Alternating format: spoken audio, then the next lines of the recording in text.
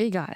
Dennis stürzt sich direkt ins Abenteuer. Mäßig unterwegs, weil absolut keine Ahnung, wie wir das meistern sollen. Vor allem unser Anker ist eigentlich ein bisschen klein dimensioniert für unser Gewichtboot. Erstmal aus dem Supermarkt rausgeworfen worden. Wenn es jetzt halt hier ordentlich reinpustet, sind wir erledigt. Nach langen windlosen Passagen an der spanischen Ostküste haben wir es endlich geschafft. Die Balearen. Eigentlich war perfekter Wind vorhergesagt, doch der ließ sich nicht blicken. Nach ein paar frustrierenden Ankerversuchen kam zum Glück Hilfe von unseren netten Nachbarn. Jetzt sind wir gespannt, was Ibiza für uns bereithält. Angekommen im Paradies. Unser erster Ankerplatz auf Ibiza. Doch anstatt nur auf der Nami zu chillen, holen wir unser aufblasbares Kajak raus. Mal sehen, wohin es uns heute treibt. Kajak steht. Schon nach kurzer Zeit merken wir, hier ist richtig was los. Boote, Musik und jede Menge Bewegung. Die Bucht schläft nie. Egal. Dennis stürzt sich direkt ins Abenteuer, paddelt los und geht auf Erkundungstour.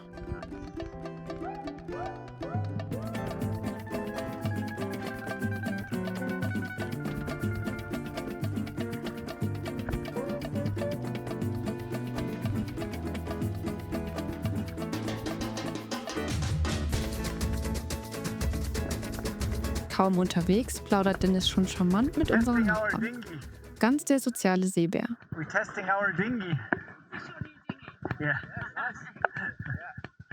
And guys, what are you doing in about 1 hour?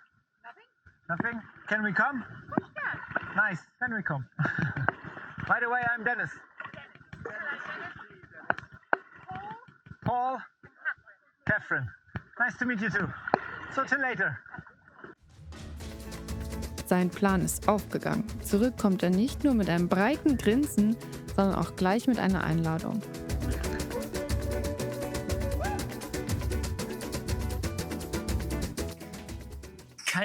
Kajakfahren hat geklappt. Oh, ich habe Muskelkater. Jetzt schon.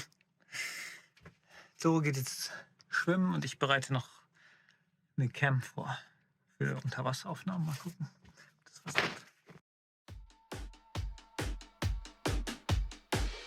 Nur die Kamera wollte heute nicht so wie wir. Schade. Vielleicht beim nächsten Versuch.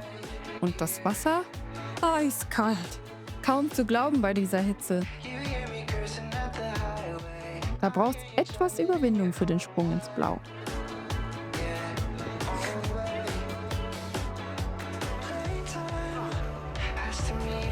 Ausgenockt.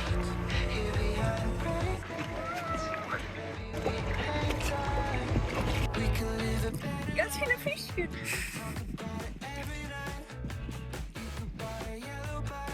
Oh, süß.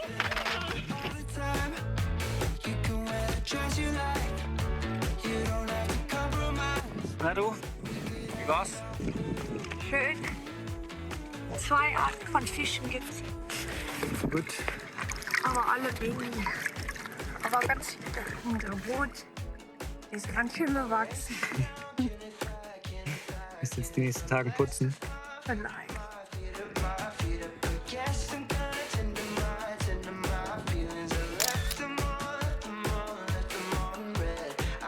Moin, moin. Gestern einen traumhaften Tag gehabt. Ich hoffe, ich habe keine Zahnpasta irgendwo. Die Nacht war auch sehr ruhig. Die erste Nacht war eher sehr rollig. Ja, ich sag mal, Deluxe-Leben schlechthin. Jetzt wollen wir heute ein bisschen in die City. Zumindest ins Dorf. Eine reicht, oder? Ja. Deswegen gehen wir zusammen mit unserem Nachbarn Max und unserem Kajak in die Stadt.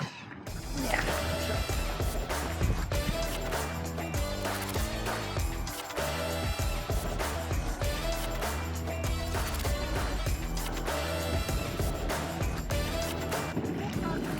ich dachte auch. Kaum erreichen wir den Steg, wird uns auch schon frech die Vorfahrt geklaut. Na, das fängt ja gut an.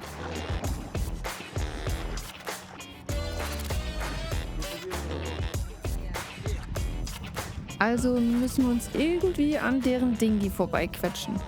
Elegant sieht anders aus. Aber wenigstens sind wir nicht die Einzigen. Auch Max musste sich hinten anstellen. Frech.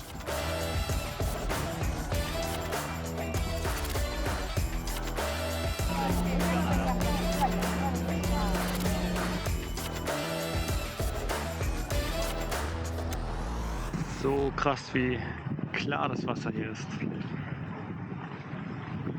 Einfach nice.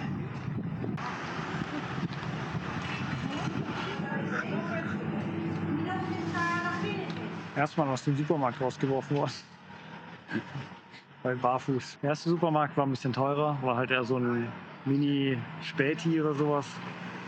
Aber wenn man ein bisschen weiter reingeht in die Stadt, ist hier so ein, ja, ich sag mal, richtiger Supermarkt. Und hier sind die Preise ganz okay.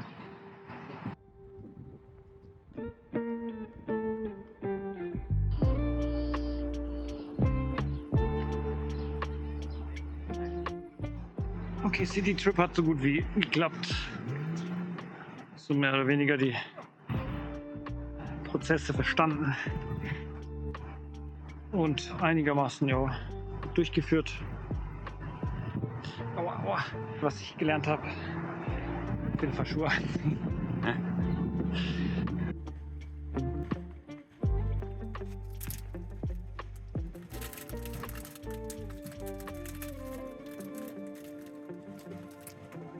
Auch ein Ja.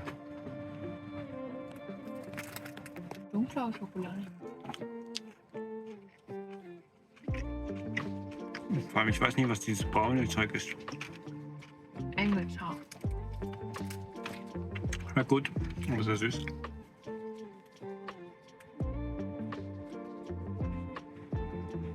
Und falls ihr nach was Süßem auch immer Sprudeldurst bekommt, so wie ich, dann haben wir nun eine Empfehlung.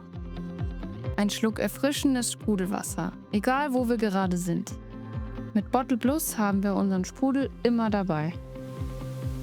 Das Spark-Set von Bottle Plus besteht aus der Spark Bottle, der Auffüllstation und einem handelsüblichen CO2-Zylinder.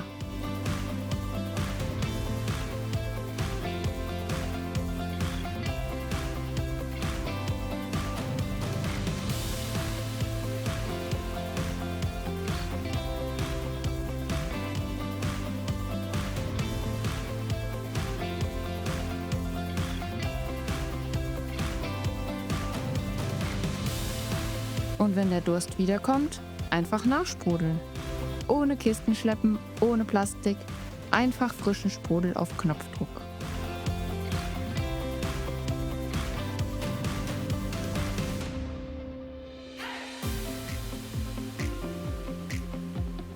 Robust, stylisch und immer einsatzbereit.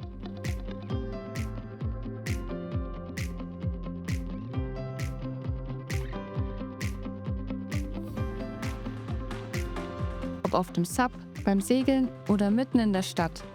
Bottle Plus begleitet uns überall hin. Sprudelwasser, jederzeit, überall.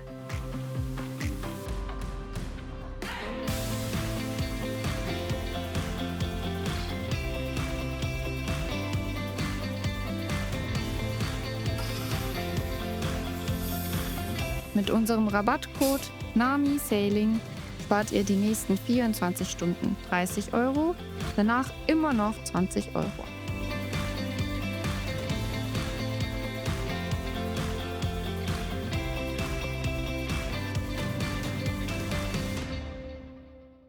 Fünf Tage vorbei im Paradies von Ibiza. Nein, wir wollen jetzt den Ankerplatz wechseln.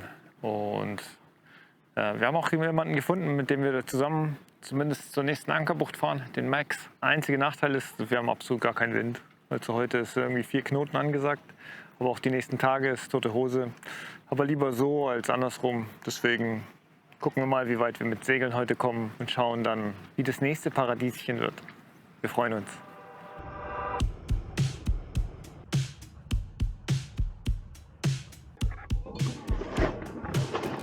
Doro ist motiviert und optimistisch. Das hört die Segel.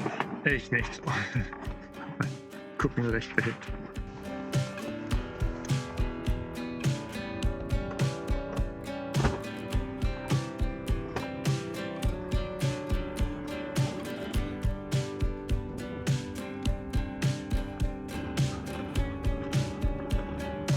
Unser neuer Mitsegler Max ist schon voll in Action. Er zieht alleine den Anker hoch. Alleine segeln? Hut ab. Für uns wäre das kaum vorstellbar.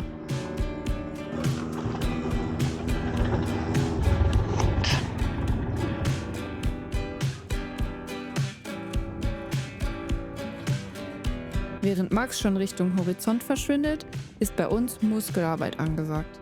Dennis ist dran mit Anker hochziehen. 30 Meter schwere Kette und ein 11 Kilo Anker, das ist kein Fitnessstudio, das ist Segleralltag. Endlich geschafft, der Anker ist oben. Jetzt heißt es Segel setzen und den Wind wieder spüren. Dafür entfernt Dennis jetzt unsere roten Pinsel, die das Großsegel am Mast halten. Als nächstes bereitet er die Winch zum Hochziehen vor. Und er hat vergessen, vorne am Mast das Pfeil zu lösen.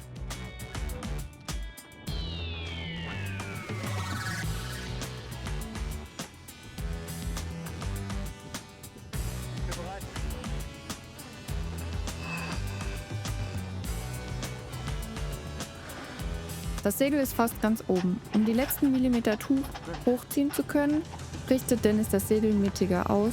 So geht es einfacher.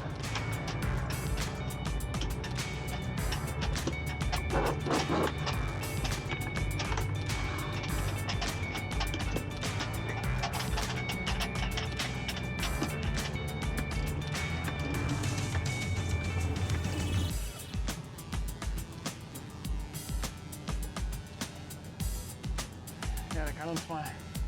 Kurz das Leinenchaos gebändigt, dann das Großsegel vieren, sodass es für unseren Kurs passt.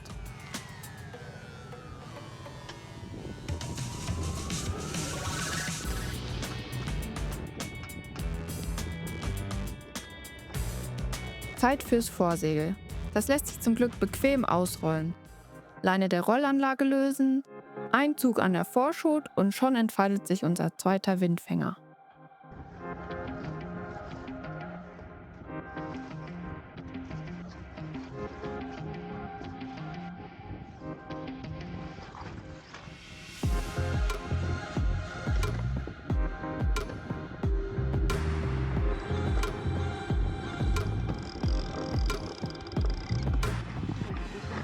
Tschüss, erste Ankerbucht auf Ibiza. War eine gute, oder? Da hinten ist Max.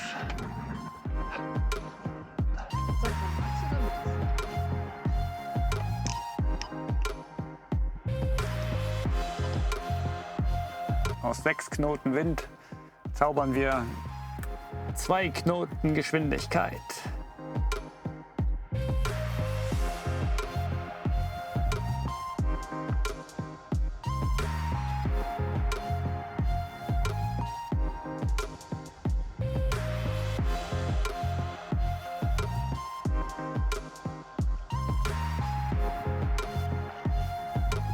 Hallo, herzlich willkommen. Bisschen quatschig. Ja. Wir waren jetzt knapp eine Woche auf unserem Ankerplatz. Ist aber stark aufgerundet. 5 Tage. 4 Nächte. 4 Nächte, ja. 4 Nächte, 5 Tage.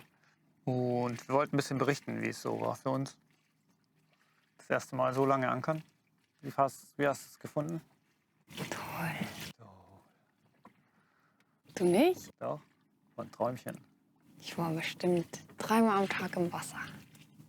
Einen Morgen kam ein Delfin vorbei. Ganz viele andere Fischchen. Schöne Qualle habe ich gesehen. Ich habe meine Flosse verloren und wiedergefunden. Wir hatten tolle Nachbarn. Ein Plätzchen gefunden haben zum Ankern überhaupt. In 4 anderen Buchten waren wir noch.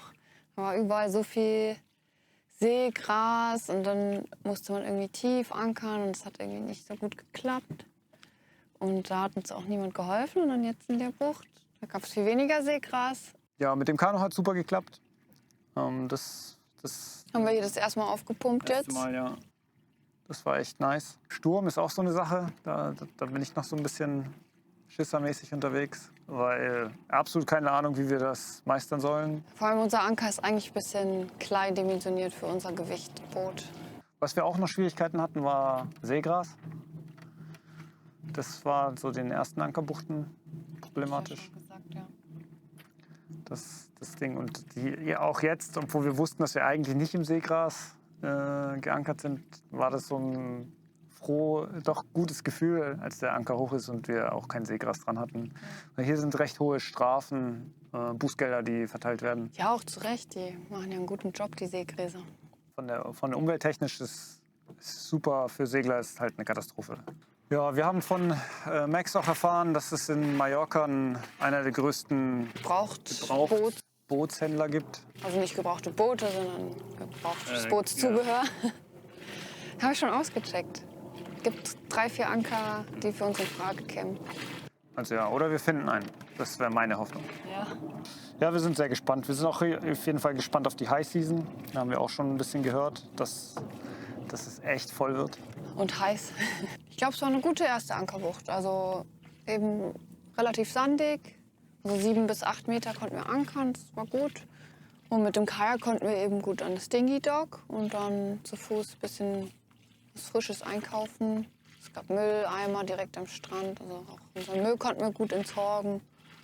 War, glaube ich, gut so als erster Punkt. Besser als jetzt so eine Ankerbucht, wo gar nichts ist. Wo du dann nicht weißt, wohin mit deinem Müll und oh, die Tomaten gehen dir aus. Das sind die Probleme, die wir haben. Tomaten. Für dein Frühstück schon. Ja gut, wir sind gespannt auf Die nächste Bucht. Was die bringt, was wir da erleben. Wir haben jetzt eigentlich Halbwind, wenn man das überhaupt Wind nennen kann. Die Segel aber im Prinzip auf Anwind gestellt, damit sie einfach nicht klappern. Was sonst gar nicht funktionieren würde. So crazy mit Low Wind zu segeln.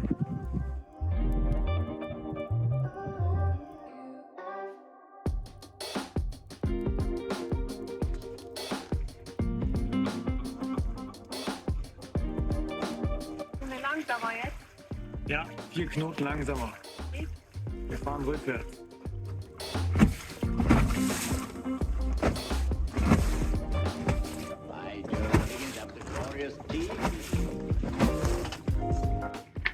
Also bei uns flattern die Segel. Und vorhin waren wir auch noch ein bisschen schneller als Max. Jetzt hat er uns, glaube ich, eingeholt. Frag mich, ob er jetzt gerade irgendwie mit Motor fährt oder ob es in besserer Wind ist oder weil er einfach die kürzere Strecke hat. Auch noch eine Möglichkeit. Aber aktueller Wind 0,3. Ich glaube, wir fahren nur noch mit Strömung.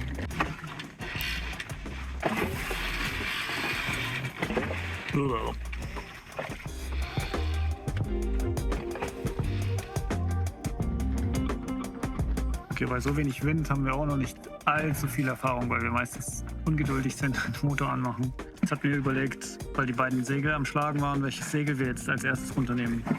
Das Großsegel oder das Vorsegel. Das Vorsegel hat halt mehr Fläche bei uns, deswegen haben wir uns jetzt mal fürs Vorsegel entschieden. Ja, man kann halt ein bisschen mehr oder schneller rumprobieren, aber wir fahren jetzt langsam unter die 1-Knoten-Grenze. Also das sind dann halt 8 km/h. Läuft, glaube ich, bald auf Motor hinaus.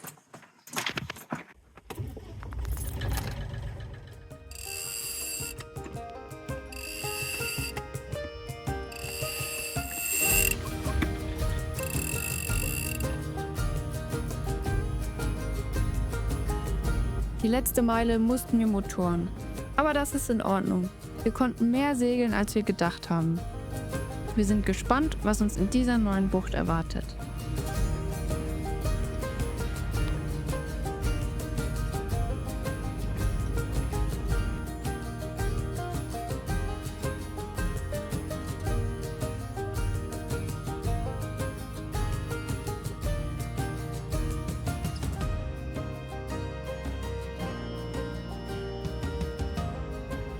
Jetzt heißt es aber erst wieder ankern.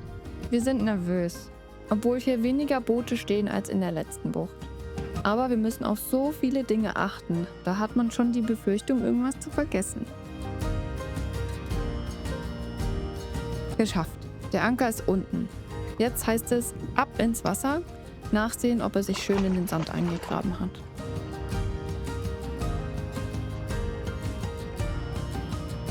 Und auch Max ist inzwischen angekommen. Spannend zuzusehen, wie er alles alleine meistert.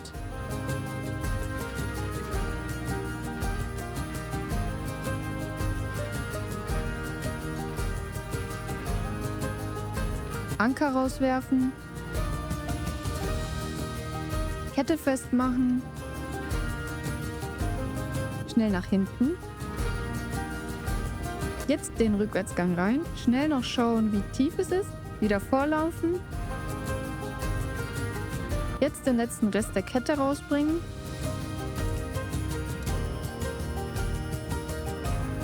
wieder zurück ans Steuer, den Anker jetzt einfahren und dann am Ende nochmal kontrollieren, ob alles passt und sitzt.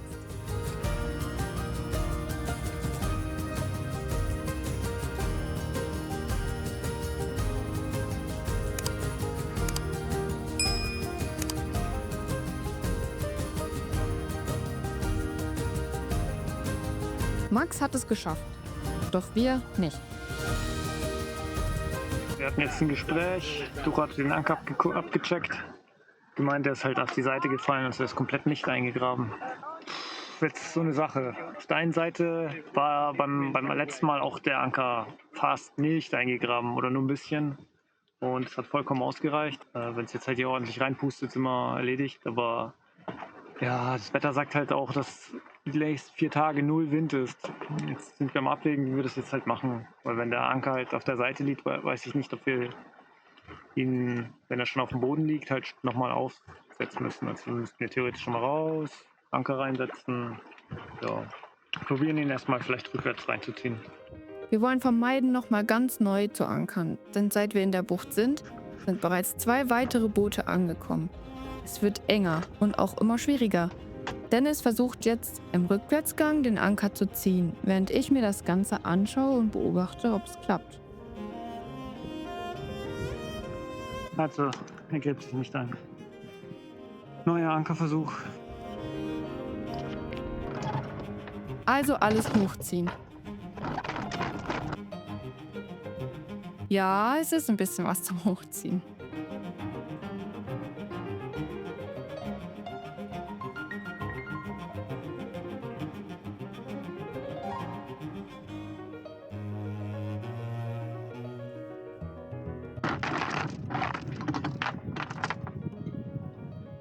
Okay, mach.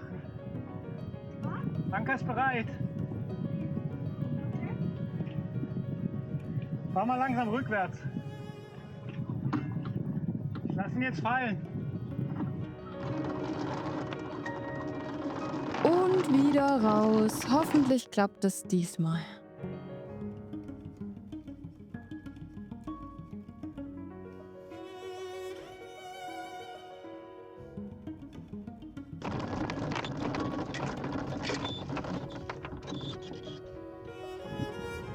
Ankerkette ist schon mal straff. Ein gutes Zeichen.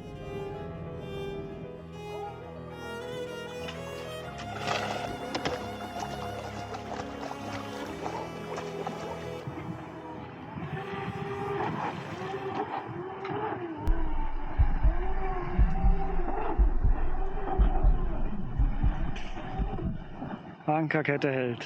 Yes, Anker sitzt. Geschafft. Tschüss. Jetzt haben wir uns eine kleine Verschnaufpause verdient. Oder einen Plausch mit dem Nachbarn.